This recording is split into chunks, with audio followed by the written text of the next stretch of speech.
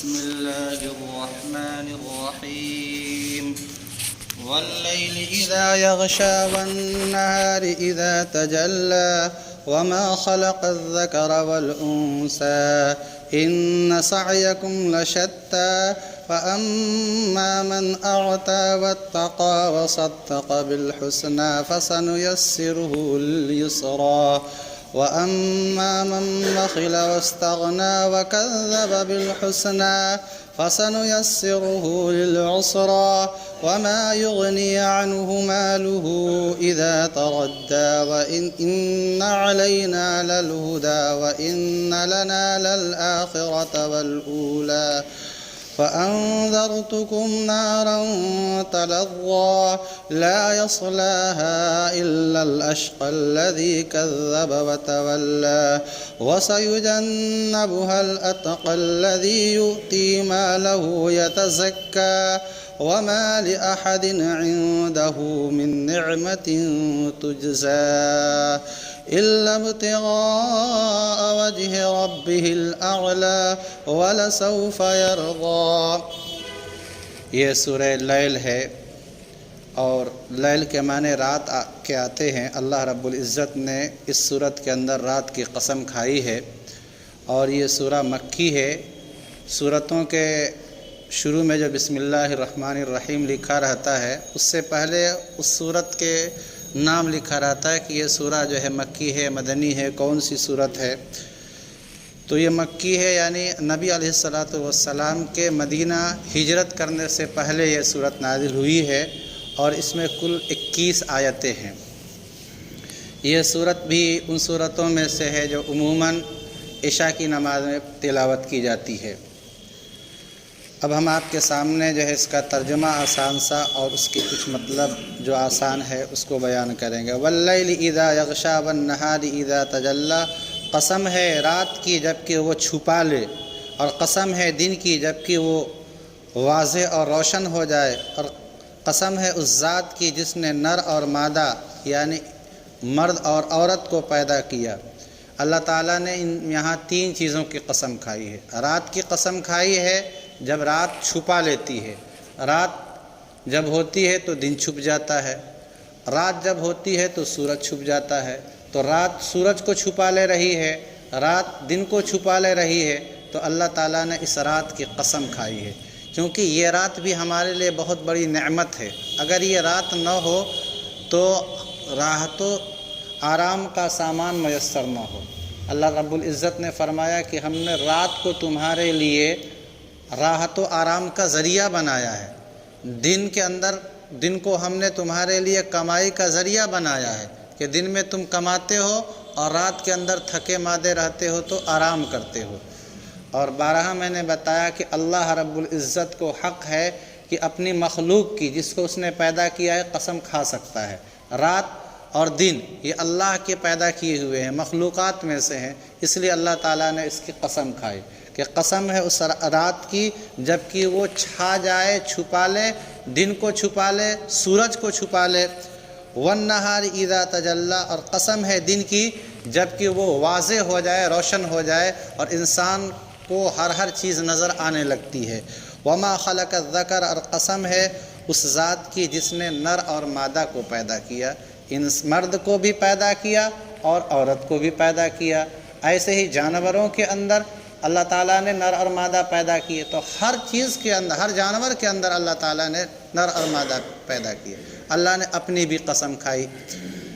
آگے اللہ تعالیٰ نے کہا کہ انسان کے اعمال مختلف ہیں، کوئی نیک عمل کرتا ہے، کوئی برا عمل کرتا ہے۔ وجہ اس کی ہے کہ اللہ تعالیٰ نے لوگوں کا مزاج الگ الگ بنایا ہے، لیکن مزاج بنانے والا اللہ ہے، لیکن اللہ نے اختیارات دے رکھے ہم کو۔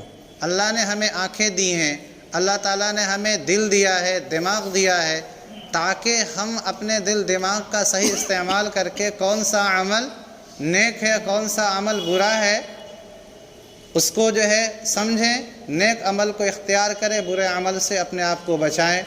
اسی کو اللہ نے کہا ان سعیکم لشتی، میں ان 3 چیزوں کی قسم اس لیے کھا رہا ہوں کہ تمہارا عمل الگ الگ ہے، کوئی نیک عمل کر رہا ہے تو کوئی برا عمل کر رہا ہے، اور جیسا عمل ہوگا ویسا ہی نتیجہ ہوگا، برا عمل کا برا نتیجہ، اچھے عمل کا اچھا نتیجہ۔ فَأَمَّا مَنْ آتا، آگے اسی کی تفصیل ہے کہ اچھا عمل کرے گا تو اچھا نتیجہ کیا ہوگا، برا عمل کرے گا تو اس کا نتیجہ کیا ہوگا، برا۔ فَأَمَّا مَنْ آتا وَاتَّقَى، بہرکیف جو بندہ اللہ کے راستے میں اپنا مال خرچ کرتا ہے، واتقى، اور اللہ سے ڈرتا ہے، وصدق بالحسنى، اور اچھی بات یعنی مذہب اسلام کی تصدیق کرتا ہے، اس کو سچ سمجھتا ہے۔ تو آگے کہا فَسَنُيَسِّرُهُ لِلْيُسْرَىٰ، کہ ہم اس کے لیے راحت کی چیز کے اسباب اور سامان آسان کر دیں گے۔ جو آدمی 3 عمل کرے کہ اللہ نے جو اس کو مال دیا اس کو اللہ کے راستے میں خرچ کر رہا ہے، ایسے ہی اللہ تعالیٰ سے تنہائی میں بھی اور اللہ تعالیٰ سے مجمع میں بھی ڈر رہا ہے، گناہوں سے بچ رہا ہے، اور مذہب اسلام کو سچ سمجھ رہا ہے، دل سے اس کا اقرار کر رہا ہے، تو اللہ تعالیٰ نے فرمایا کہ ہم اس کے لیے راحت کی چیز یعنی جنت کو آسان کر دیں گے۔ یعنی اس سے جو اعمال سرزد ہوں گے ایسے شخص سے، وہ جنتی اعمال ہوں گے، نیک اعمال ہوں گے، کیونکہ اللہ کے نبی صلی اللہ علیہ وسلم نے فرمایا کہ ہر بندہ کو اللہ کی طرف سے اسی کی توفیق ملتی ہے، اسی عمل کی جس کے لیے اس کو پیدا کیا گیا ہے۔ وَكُلٌّ مُيَسَّرٌ لِمَا خُلِقَ لَهُ، ہر ایک کو اسی عمل کی توفیق ملتی ہے، اسی عمل کو اس کے لیے آسان کر دیا جاتا ہے جس کے لیے وہ پیدا کیا گیا ہے۔ چنانچہ اگر کوئی نیک عمل کر رہا ہے تو یہ سوچے کہ اللہ کی توفیق ہمارے ساتھ یہی ہے، کوئی برا عمل کر رہا ہے تو اللہ تعالیٰ نے اس کو اختیارات دیے ہیں، کیونکہ اگر برا عمل اپنے اختیار سے نہ کرے بندہ تو پھر جہنم میں جائے گا کیسے؟ جیسے پاگل ہے، بچہ ہے، ان سے بھی گناہ کا کام سرزد ہوتا ہے، لیکن یہ بے اختیاری میں ہوتا ہے ان سے، اس لیے پاگل اور بچہ یہ مکلف نہیں ہے شرعی اعتبار سے، لیکن وہی صحیح سالم ہے، دماغ ٹھیک ہے، بالغ ہے، اور پھر وہ برا عمل کرے گا تو یہ اپنے اختیار سے کرے گا۔ تو کہا کہ اگر کوئی آدمی اللہ کے راستے میں مال خرچ کرتا ہے، اللہ سے ڈرتا ہے اور مذہب اسلام کی تصدیق کرتا ہے، فَسَنُيَسِّرُهُ لِلْيُسْرَىٰ، تو ہم اس کو راحت کی چیز کے جو سامان ہے، اور راحت کی چیز سے مراد جنت ہے، کہ جنت کا راستہ ہم اس کے لیے آسان کر دیتے ہیں۔ اللہ تعالیٰ اس سے جو اعمال جن اعمال کی اسے توفیق دیتے ہیں وہ نیک اعمال ہوتے ہیں۔ اور آگے اس کے بالمقابل کہا کہ وَأَمَّا مَنْ بَخِلَ وَاسْتَغْنَىٰ، کہ مال نہیں دیا بلکہ بخیلا، بخل کیا، جو اس کے اوپر مال کے اندر حق واجب تھا، زکوٰۃ صدقہ واجبہ کا، اس کو ادا نہیں کیا، بخیلی کیا۔ شیخ سعدی جو ہے فارسی کے بہت بڑے امام گزرے ہیں، بہت بڑے عالم تھے، ان کا ایک شعر ہے بخیل بود زاہد بہروبر، بہشتی نباشت بحکم خبر۔ یہ حدیث کا ایک ترجمہ ہے کہ انہوں نے اس شعر کے اندر یہ کہا کہ بخیل اگر خشکی کا یعنی جو روئے زمین پر جو لوگ بستے ہیں، اور تری یعنی سمندروں میں جو مخلوق رہتی ہے، ان سے بڑا بھی بزرگ اگر بن جائے، سب کا بزرگ بن جائے، تب بھی یہ جنتی نہیں ہو سکتا ہے۔ یہ اللہ کے نبی کا فرمان ہے، کیونکہ یہ بخیل ہے۔ اللہ نے جو اس کو مال دیا ہے، اس مال کے اندر جو حق واجب ہوتے تھے اس کو ادا نہیں کیا۔ قرآن نے بھی کہا کہ وَأَمَّا مَنْ بَخِلَ، کہ جو آدمی بخیلی کرتا ہے، اس کے مال کے اندر جو حق واجب تھا اس کو ادا نہیں کرتا ہے، وَاسْتَغْنَىٰ، اور اللہ سے ڈرنے کے بجائے اللہ تعالیٰ سے روگردانی کرتا ہے، وَكَذَّبَ بِالْحُسْنَىٰ، اور اچھی بات یعنی مذہب اسلام کی تکذیب کرتا ہے، اسلام کا انکار کرتا ہے، تو یہ گویا کافر ہو گیا۔ فَسَنُيَسِّرُهُ لِلْيُسْرَىٰ، تو ہم اس کے لیے تکلیف کی چیز کے سامان مہیا کر دیں گے، یعنی جہنم میں جانے کے لیے جو برے اعمال ہیں وہ سب اس سے سرزد ہوتے جائیں گے۔ وہ جو بھی عمل کرے گا وہ اللہ کو ناراض کرنے والا عمل ہوگا، اور وہ سیدھے سیدھے جہنم کے اندر جائے گا۔ تو اوپر جو کہا ان سعیکم لشتی کہ تمہارے اعمال الگ الگ ہیں. کوئی جو ہے بندہ اللہ کے راستے میں مال دیتا ہے، اللہ سے ڈرتا ہے، مذہب اسلام کی تصدیق کرتا ہے تو اللہ تعالیٰ اس کو جنت میں داخل کریں گے. اور کوئی اس کے الٹا کرتا ہے کہ جو مال دیا اس کے اندر بخیلی کیا اور اللہ سے ڈرنے کے بجائے اللہ تعالیٰ سے روگردانی کرتا ہے، منہ موڑتا ہے اور اسلام کی تصدیق کے بجائے اسلام کا انکار کرتا ہے، تو اللہ تعالیٰ نے کہا کہ فَسَنُيَسِّرُهُ لِلْعُسْرَىٰ کہ ہم اس کو تکلیف والی چیز یعنی جہنم کے جو اعمال ہیں یعنی برے اعمال اس کو اس کے لیے ہم آسان کر دیتے ہیں. آگے اللہ تعالیٰ نے فرمایا کہ یہ جو مال میں بخیلی کیا اس نے کس لیے کیا تھا؟ تاکہ یہ مال اس کو دنیا میں کام آئے اور مرنے کے بعد بھی کام آئے. جو چلو دنیا کے اندر جو عارضی زندگی ہے اس مال سے اس نے نفع اٹھا لیا، لیکن جب مال مرے گا تو یہ مال اس کو آخرت کی عذاب سے نہیں بچا پائے گا. اسی کو اللہ نے کہا وَمَا يُغْنِي عَنْهُ مَالُهُ إِذَا تَرَدَّى اور اس کا مال جس نے اس مال کا حق ادا نہیں کیا، بخیلی کیا، جیسا اوپر آیا تھا کہ اس کا یہ مال ما یغنی کوئی کام نہیں آئے گا. اذا تردہ جب وہ جہنم کے گڈھے میں گرے گا تو سوچے گا مال کے ذریعے سے ہم بچ جائیں. جیسے دنیا کے اندر جو بھی اس کو پریشانی لاحق ہوتی تھی، کہیں پولیس کے اندر کوئی رپورٹ درج کرا دیا تھانے میں، کبھی کوئی آفت مصیبت آ گئی تو اس مال کے ذریعے سے وہ اپنے کسی نہ کسی درجے میں بچاؤ کر لیتا تھا.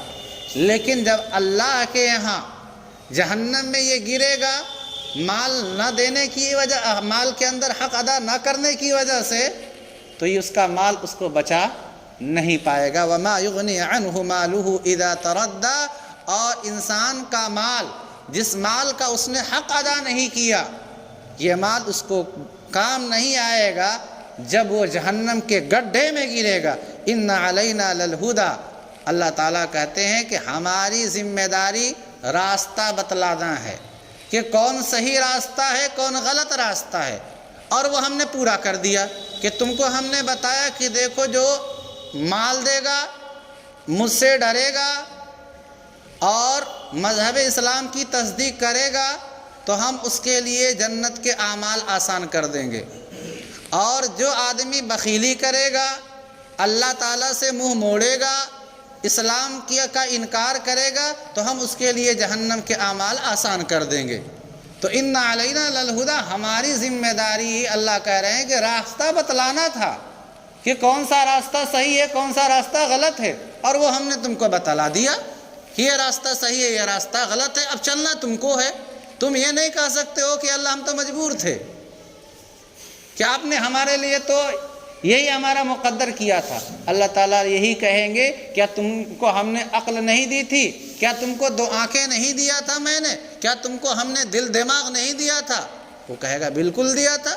آپ دنیا کا ہر عمل کرتے ہیں تو یہ نہیں کہتے کہ ہماری قسمت تھی، بلکہ جو ہے آپ یہ کہتے ہیں یار مجھے دیکھنے میں دھوکہ ہو گیا، میں ذرا سا دیکھ لیا ہوتا، میں ذرا سمجھ لیا ہوتا. یعنی دنیا کے اندر کوئی نقصان آپ کو ہوتا ہے تو آپ کو اقرار ہوتا ہے کہ ہاں ہم نے دیکھنے میں غلطی کری، ہم نے سمجھنے میں غلطی کری.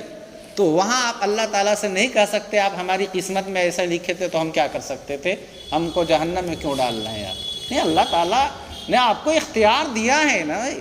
یہ ہمارا ہاتھ جو اٹھتا ہے ہمارے اختیار سے، ہماری جو آنکھ جو ہے کسی بھی جگہ پہ پڑتی ہے، چاہے اچھی جگہ یا بری جگہ، ہمارے اختیار سے پڑتی ہے.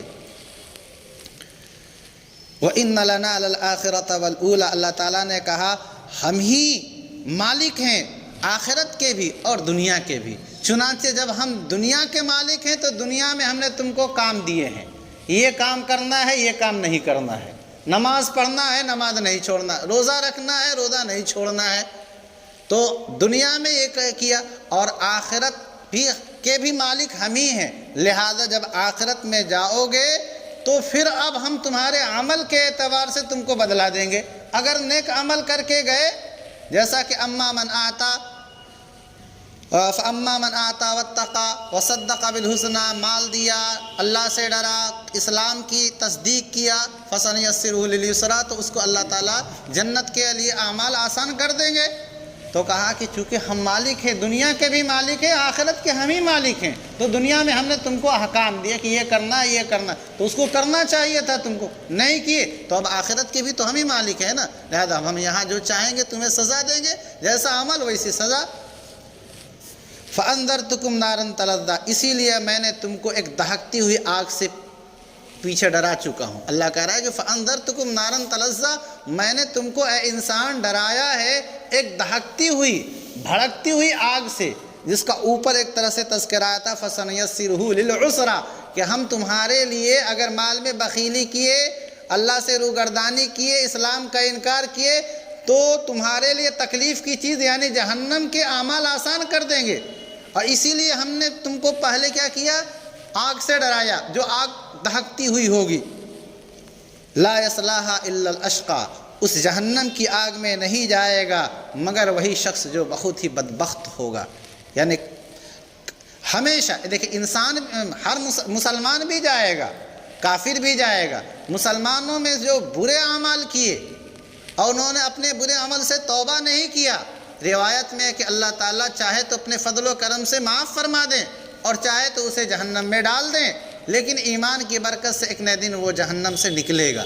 لیکن جب کافر جائے گا تو وہ کبھی بھی جہنم سے نکل نہیں سکتا ہے، اسی لیے اس کا ترجمہ حضرت تھانوی رحمۃ اللہ علیہ نے کیا لا یصلاھا الا الاشقی، کہ اس جہنم کی آگ میں نہیں جائے گا ہمیشہ ہمیش کے لیے مگر وہی شخص جو بہت ہی بدبخت ہے، یعنی کافر، کیونکہ کافر ہی جہنم کے اندر ہمیشہ ہمیش کے لیے جائے گا، ورنہ یہ تو یہ ہوگا کہ نہیں جائے گا اس کے اندر مگر بدبخت یعنی کافر، یعنی مسلمان نہیں جائے گا، جبکہ روایت میں آتا ہے کہ مسلمان بھی جہنم میں جائے گا، جس نے برا عمل کیا ہوگا اور توبہ نہیں کیا ہوگا، زنا کر لیا، چوری کر لی، کسی پر ظلم کر لیا، تو انسان ہے اس سے یہ اعمال سرزد ہو سکتے ہیں، لیکن اپنے اس برے عمل سے توبہ کر لے، بھائی اللہ سے معافی مانگ لے، اللہ معاف کر دے گا، لیکن نہیں ایسے ہی بغیر توبہ کیے مر گیا تو وہ اللہ کے اوپر ہے، اللہ چاہے معاف کر دے اور اللہ چاہے تو اسے جہنم میں ڈال دے،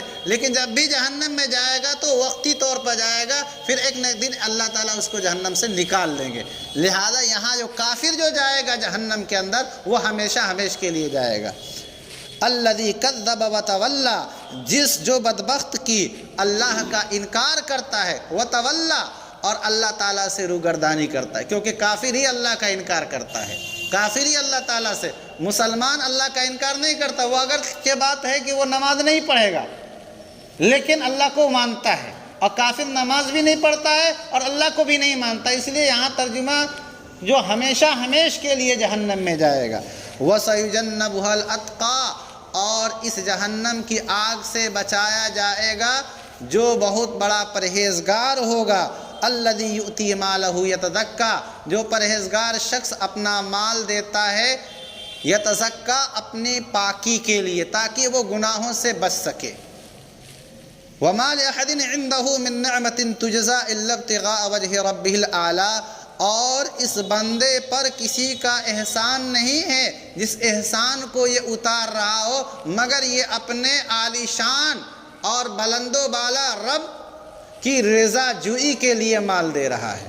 بعض لوگوں نے کہا حضرت ابوبکر صدیق رضی اللہ تعالیٰ عنہ کے سلسلے میں یہ آیت نازل ہوئی ہے، جو حضور پاک صلی اللہ علیہ وسلم کے خلیفہ اول ہیں، کیونکہ اس آیت میں کہا گیا کہ وہ بندہ جہنم سے بچایا جائے گا جو اپنا مال پاک ہونے کے لیے دیتا ہے، اور یہ مال جو دے رہا ہے یہ کسی کا احسان کا بدلہ نہیں جو ہے اتار رہا ہے۔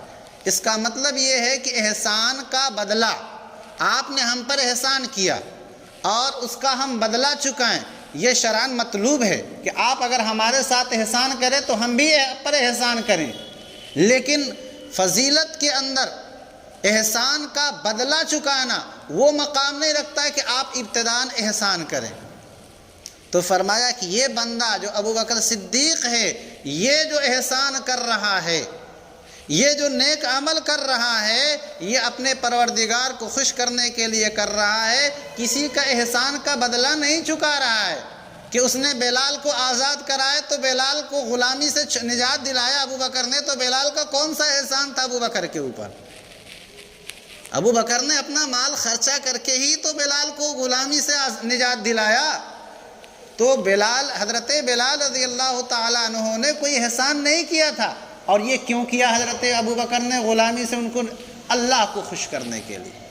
اور اسی لیے بعض روایت میں آتا ہے کہ حضرت ابو بکر صدیق رضی اللہ تعالیٰ عنہ کے والد ابو قحافہ رضی اللہ تعالیٰ عنہ نے کہا، ابو بکر جب تم غلاموں کو چھڑا رہے ہو مال دے دے کر کے، اپنا مال خرچ کر کے، تو تم ایسا کیوں نہیں کرتے کہ مضبوط طاقتور غلاموں کو چھڑاؤ کہ اگر کسی وقت تم کو ان کی ضرورت پڑے، اگر کفار تم کو ستائیں تو یہ تمہاری مدد کر سکے، تمہارے باڈی گارڈ بن سکیں، یہ تو کمزور لوگ ہیں۔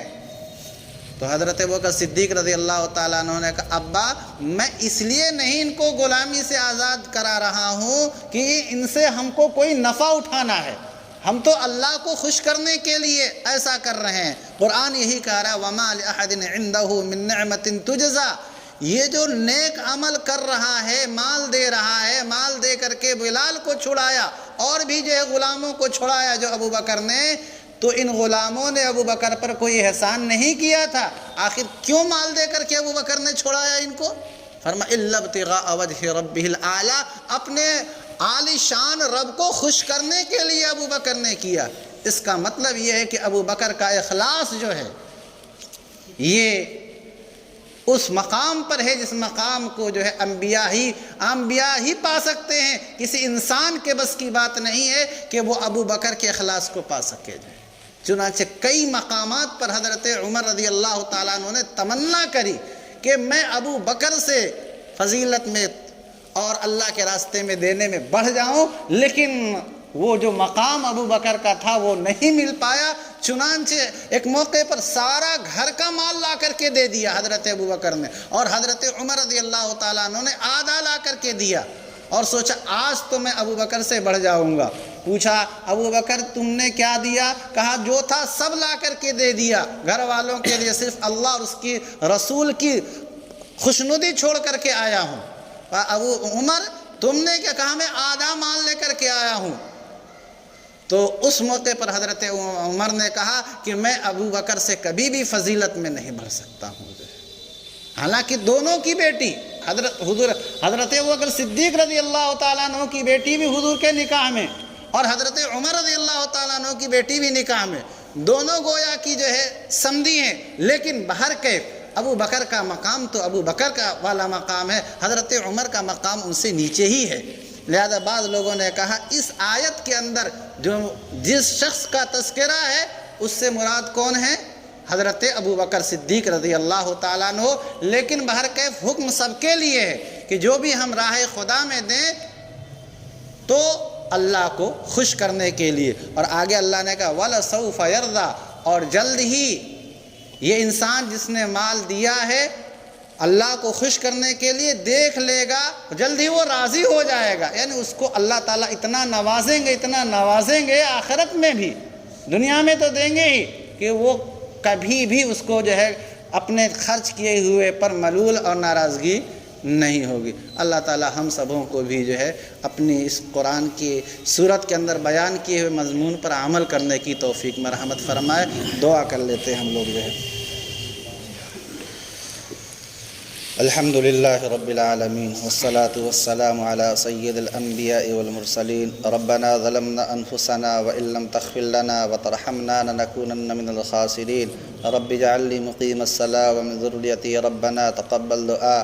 ربنا اغفر لي ولوالدي وللمؤمنين يوم يقوم الحساب۔ ربنا لا تزغ قلوبنا بعد إذ هديتنا وهب لنا من لدنك رحمة۔ اللهم اغفر لحينا وميتنا وشاهدنا وغائبنا وصغيرنا وكبيرنا وذكرنا وأنثانا. اللهم من أحييته منا فأحيه على الإسلام ومن توفيته منا فتوفه على الإيمان. اے اللہ ہم سب کے گناہوں کو معاف فرما دے. اے اللہ ہم سب کی خطاؤں کو درگزر فرما دے. اے اللہ ہمارے ہر چھوٹے بڑے گناہ کو محض اپنے فضل و کرم سے معاف فرما دے. اے اللہ ہمارے ان گناہوں کو بھی آپ معاف فرما دیجئے جو ہم سے جان بوجھ کر کے ہو گئے. یا اللہ ہمارے ان گناہوں کو بھی آپ بخش دیجئے جو ہم سے انجانے میں ہو گئے. اے ہمارے پروردگار، ہم میں سے جن کے ماں باپ زندہ ہیں اے اللہ ان کی خدمت کی توفیق مرحمت فرما دیجئے. اے اللہ ہم میں سے جن کے ماں باپ دنیا سے تشریف لے جا چکے ہیں اے اللہ ان کو کروٹ کروٹ جنت میں داخل فرما دیجئے. یا اللہ ہمارے جتنے بھی اعزاء اور اقارب دنیا سے جا چکے ہیں یا اللہ ان کو جنت میں داخل فرما دیجئے. یا اللہ ان کے قبروں کو نور سے بھر دیجئے. یا اللہ ان کے درجات کو بلند فرما دیجئے. یا اللہ ان کی سیئات کو ان کی لغزشوں کو معاف فرما دیجئے. اے اللہ ہمیں بھی مرتے وقت کا زبان پہ کلمہ نصیب فرما دیجئے. اے ہمارے پروردگار ہمیں نماز پنجگانہ باجماعت ادا کرنے کی توفیق مرحمت فرما دیجئے. اے اللہ قرآن سے حدیث سے یا اللہ دینی کتابوں سے ہمارا رشتہ مضبوط فرما دیجئے. اے اللہ ہمارے گھروں میں جو بچے بچیاں یا اللہ غلط راستے پر چل رہے ہیں یا اللہ ان کا ذہن دل دماغ خراب ہو رہا ہے یا اللہ ان کو صحیح راستے پر چلنے کی توفیق مرحمت فرما دے. یا اللہ ہمارے گھروں میں بھی دینی ماحول پیدا فرما دے. یا اللہ ہم میں سے جو لوگ بیمار ہیں ان کو شفاء عاجلہ دائمہ مستمرہ عطا فرما دے.